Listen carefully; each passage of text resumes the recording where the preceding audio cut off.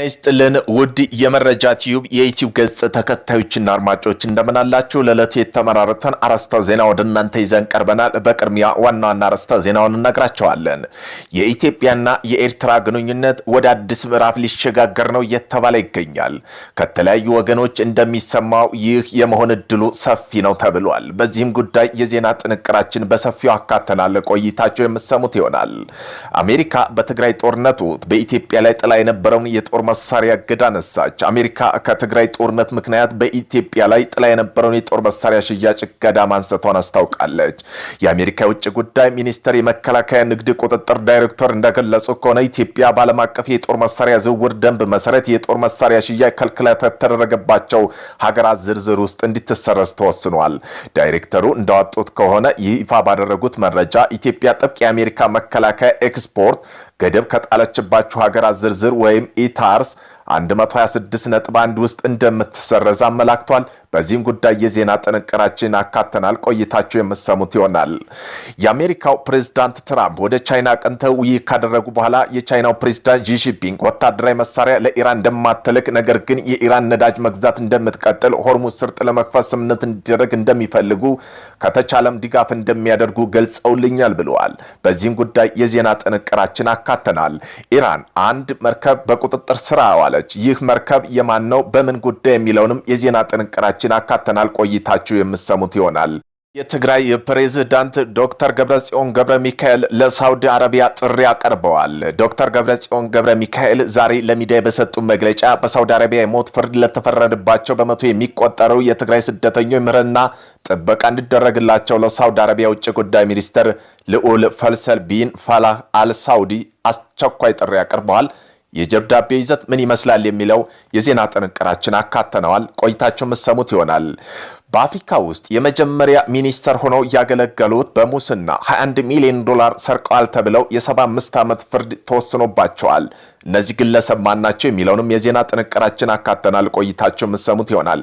የምክር ቤቱ መመለስ ትግራይ እንደ ህዝብ እንድትቀጥል የሚያደርግ ነው ሲሉ ዶክተር ገብረጽዮን ገብረ ሚካኤል መግለጫ ሰጥተዋል። በዚህም ጉዳይ ዜና ጥንቅራችን አካተናል። ቆይታቸው የምትሰሙት ይሆናል።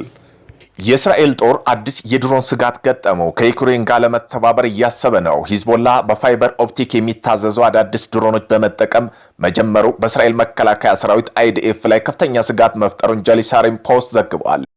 እስራኤል ሰፊ ልምድ ካላት ዩክሬን ጋር እንድትተባበር ግፊት እያደረገባት ይገኛል። በዚህም ጉዳይ ዜና ጥንቅራችን አካተናል። ቆይታቸው የምትሰሙት ይሆናል።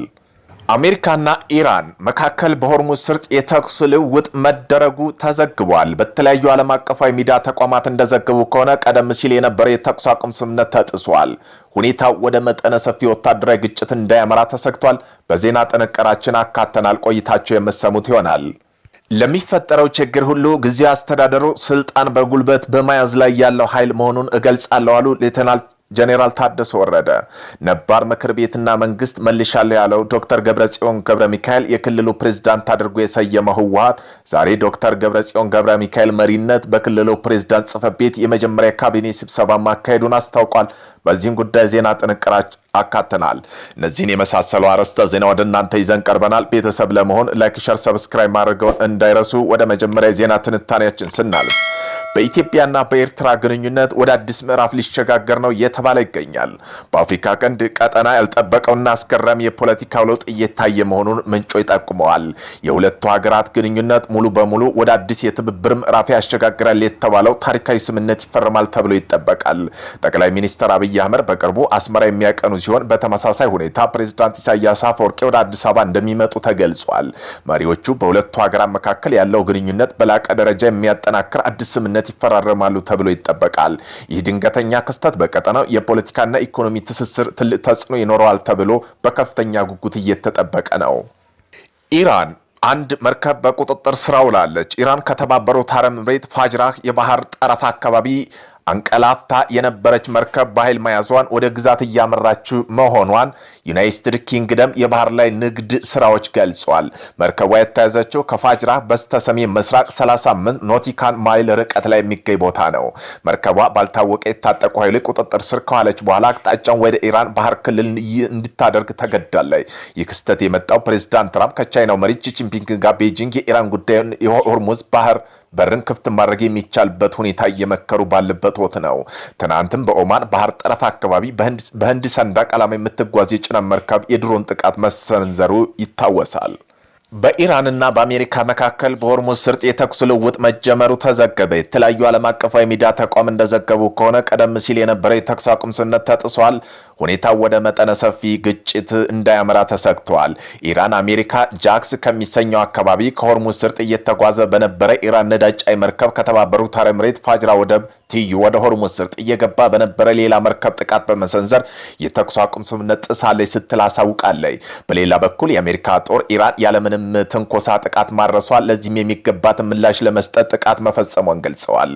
እስራኤል ሀዩም በበኩሏ ሁለቱ ሀያላን ስትሬት ላይ የቀጥታ ተኩስ ልውውጥ ማድረጋቸውን ዘግቧል። አሜሪካ ጦር በኢራን የቃሽምና የባንድረስ አባስ ወደቦች ላይ አየር ድብደባ መፈጸሙን ፎክስ ኒውስ ዘግቧል። በተጨማሪም አሜሪካ ከቀጠናው ጋር ያላት በመተባበር በኬምር እና ሴሪክ ቃሽም ደሴት ባህር ዳርቻ የሚገኙ ስፍራዎች ላይ ጥቃት መፈጸሟን የኢራን ወታደራዊ ባለስልጣን ገልጸዋል። የኢራን ጦር ለተሰነዘረበት ጥቃት ወዳውኑ ያጸፋ ምላሽ መስጠቱን አስታውቋል። የኢራን ባህር ኃይል በሶስት የአሜሪካ መርከቦች ላይ ጥቃት የፈጸመ መሆኑን በሆርሙዝ ስርጥ ምስራቃዊ ክፍል እና በቻህባር ወደብ በደቡባዊ አቅጣጫ የሚገኙ የአሜሪካ ጦር መርከቦች ላይ ከፍተኛ ጉዳት ማድረሱን የሀገሪቱ ሚዲያ ዘግቧል።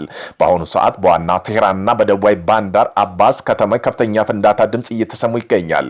የኢራን መንግስት ሚዲያዎች በሀገሪቱ ባህር ዳርቻ ላይ የተበታተኑ ጥቃቶች እየተፈጸሙ መሆኑ እየተዘገበ ነው። በመሆኑም በሆርሙዝ ስርጥና በኢራን ደቡብ ባህር ዳርቻ ላይ የሚደረገውን የአሜሪካ ጥቃት የሁለቱ ወገኖች ፍጥጫ እንደቀጠለ ነው። ዶክተር ገብረጽዮን ገብረ ሚካኤል ለሚዲያዎች በሰጡት መግለጫ በሳውዲ አረቢያ ለፍርድ ለተፈረደባቸው በመቶ የሚቆጠሩ የትግራይ ስደተኞች ምህረትና ጥበቃ እንዲደረግላቸው ለሳውዲ የውጭ ጉዳይ ሚኒስተር ደብዳቤ ጽፈዋል። የምክር ቤቱና የመንግስት መልስ ትግራይ ለጥፋት ለመታደግ እንጂ ለጦርነት አይደለም ብለዋል። የመንግስትና የምክር ቤቱ ወደ ስራ መመለስ የትግራይ ህዝብ እያንዣበበ ካለው የጥፋት አደጋ የሚያድን እንጂ በምንም መልኩ ጦርነት የሚቀሰቅስ አይደለም ሲሉ በቅርቡ ራሳቸውን የትግራይ ክልል ፕሬዝዳንት አድርገው የሾሙት ዶክተር ገብረጽዮን ገብረ ሚካኤል ገልጸዋል። የኢትዮጵያ መንግስት የፕሪቶሪያ ስምምነት ተግባራዊ ከማድረግ ይልቅ የትግራይ ህዝብን ለማውጣት እንድትጠቀምበት ስምምነቱን በሙሉ እያፈረሰ መቆየቱን ገልጸዋል። በትግራይ በኩል በሰላማዊ ቅድመ ለበመስጠት ህዝቡ መሬት ተወሮ በሚሊዮን የሚቆጠሩ ወገኖች ተፈናቅለው ተሰደው አጠቃላይ ከባድ መስዋዕትነት እየከፈሉ በትዕግስት መቆየቱን አስረድተዋል። ሁኔታው እየተባባሰ ወደ ከፍተኛ ደረጃ እየተሸጋገረ በመምጣቱ የትግራይ ህዝብ ከጥፋት ለመታደግ ሲባል በሰላም ተብሎ ተጎትቶ የነበረው ህዝብ የተመረጠው ምክር ቤት ወደ ስራ መግባቱን ግዴታ መሆኑን ዶክተር ገብረጽዮን ገብረ ሚካኤል አብራርተዋል። በአሁኑ ወቅት ምክር ቤቱ መንግስት መደበኛ ስራው በይፋ መጀመራቸውን ገልጸዋል። በመሆኑም የትግራይ ምክር ቤት ወደ ቀድሞ ስራ መመለሱ የትግራይ ህዝብ እንዲጠፋ ከተፈረደበት ውሳኔ የሚታደግ ህልውናን የሚያረጋግጥ መሆኑን የትግራይ ፕሬዝዳንት ዶክተር ገብረጽዮን ገብረ ሚካኤል ገልጸዋል። ፕሬዝዳንቱ ለጋዜጠኛ በሰጡት መግለጫ የፕሪቶሪያው ስምምነት ከተጣሰ 3 ዓመታት ማለፉን ገልጸዋል። ይህ ለጦርነት መነሻ ሊሆን እንደማይችል የተናገሩት ዶክተር ገብረጽዮን ገብረ ሚካኤል ዋናው ዓላማው የተረጋጋና የተሟላ አስተዳደራዊ መዋቅር በመፍጠር የህዝብ ደህንነት ማስጠበቅ እንደሆነ ገልጸዋል። አሁን ያለው ቀውስ ለመሻገር ሁሉን አቀፍ መንግስት ለመመስረት የሚያስችል ስራዎች በጥንቃቄ መጀመራቸውን ሁሉም የህዝብ አቅም በማስተባበር ተግባር እየተከናወነ መሆኑን ፕሬዝዳንቱ በዝርዝር አመላክተዋል። ለሚፈጠረው ችግር ሁሉ ጊዜ አስተዳደሩ ስልጣን በጉልበት በመያዝ ላይ ያለው ኃይል መሆኑን ገልጸዋል። ሌተናል ጄኔራል ታደሰ ወረደ ዶክተር ገብረጽዮን ገብረ ሚካኤል መሪነት የተከወነ የካቢኔ ስብሰባ በክልሉ የዜና ማሰራጫ መነገሩን ተከትሎ በሰዓታት ልዩነት የጊዜ አስተዳደር ፕሬዝዳንት ሌተናል ጄኔራል ታደሰ ወረደ በፕሬዝዳንት ጽሕፈት ቤታቸው በይፋ ማህበራዊ ትስስር አጭር መልእክት አስተላልፈዋል። በቅርቡ በቀናት የተፈጠረ ሁኔታ ተከትሎ ሊመጣ የሚችል ጉዳት ለማስቀረት ችግሩን በጋራ ውይይት መግባባት ለመፍታት የቀረበውን ጥሪ ወደ ጎን በመተው የተመረጥኩት ነኝ በሚል አካል ዛሬ ሚያዝያ 30 2018 የጸጥታ አካል ጥበቃ ተሰጥቶት በጊዜያዊ አስተዳደሩ የመሰብሰቢያ አዳራሽ የካቢኔ ስብሰባ ጀምረዋል።